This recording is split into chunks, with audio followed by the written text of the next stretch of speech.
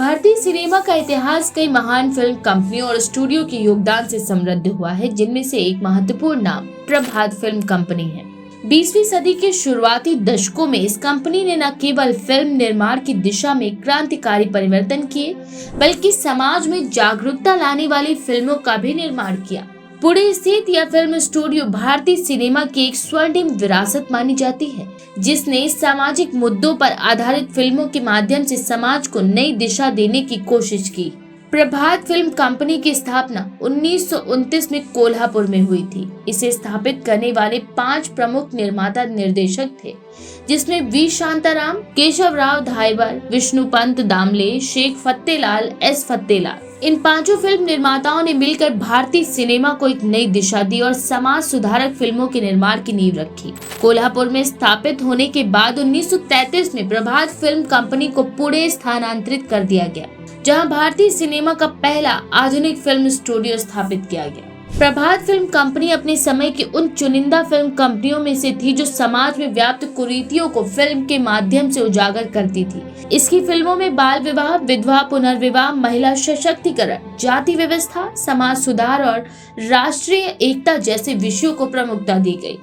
अयोध्या येचा राजा सन 1932 ये मराठी सिनेमा की पहली बोलती फिल्म थी जो राजा हरिश्चंद्र की कहानी पर आधारित थी। सैरंध्री सन 1933 ये भारत की पहली रंगीन फिल्मों में से एक थी, जिसे जर्मनी में प्रोसेस किया गया था। पड़ोसी सन 1941 इस फिल्म ने हिंदू मुस्लिम एकता को दिखाने का साहस किया, जो उस समय बहुत महत्वपूर्ण विषय था। प्रभात फिल्म कंपनी केवल कहानी और विषय वस्तु के मामले में ही अग्रणी नहीं थी, बल्कि इसने भारतीय सिनेमा में कई तकनीकी नवाचार भी किए। भारतीय सिनेमा की पहली रंगीन फिल्मों में से एक सैरंध्री का निर्माण इसी कंपनी ने किया।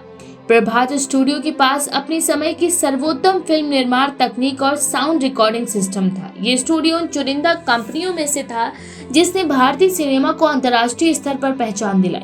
1940 के दशक में वी शांताराम ने प्रभात फिल्म कंपनी छोड़ दी और उनके जाने के बाद प्रभात फिल्म कंपनी का प्रभाव धीरे धीरे कम होता गया। 1950 के दशक आते आते प्रभात स्टूडियो आर्थिक संकट में आ गया और इसकी फिल्म निर्माण प्रक्रिया ठप पड़ गई।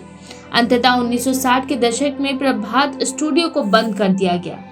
हालांकि प्रभात फिल्म कंपनी बंद हो गई, लेकिन इसके योगदान को भुलाया नहीं जा सकता। प्रभात फिल्म कंपनी का समृद्ध विरासत स्थल पुणे में था, जहां इसका भव्य स्टूडियो स्थित था। भारतीय सिनेमा के प्रति इसके योगदान को देखते हुए 1960 में भारत सरकार ने इस स्टूडियो को अपने अधीन ले लिया और इसे film and television institute of India FTII में बदल दिया। आज FTII भारत में फिल्म और टेलीविजन से जुड़ी पढ़ाई के लिए सबसे प्रतिष्ठित संस्थानों में से एक है, जहां से कई प्रसिद्ध फिल्मकार और अभिनेता निकले हैं। हालांकि प्रभात फिल्म कंपनी आज अस्तित्व में नहीं है, लेकिन इसकी फिल्में और सामाजिक सुधार की सोच आज भी प्रेरणादायक है।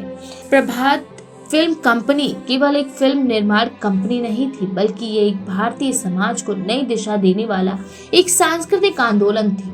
इसके द्वारा बनाई गई फिल्मों ने सिनेमा को केवल मनोरंजन का माध्यम नहीं, बल्कि सामाजिक परिवर्तन का एक महत्वपूर्ण उपकरण बना दिया। इसका प्रभाव भारतीय सिनेमा पर आज भी देखा जा सकता है और इसकी विरासत FTII के रूप में भारतीय फिल्म उद्योग को समृद्ध कर रही है।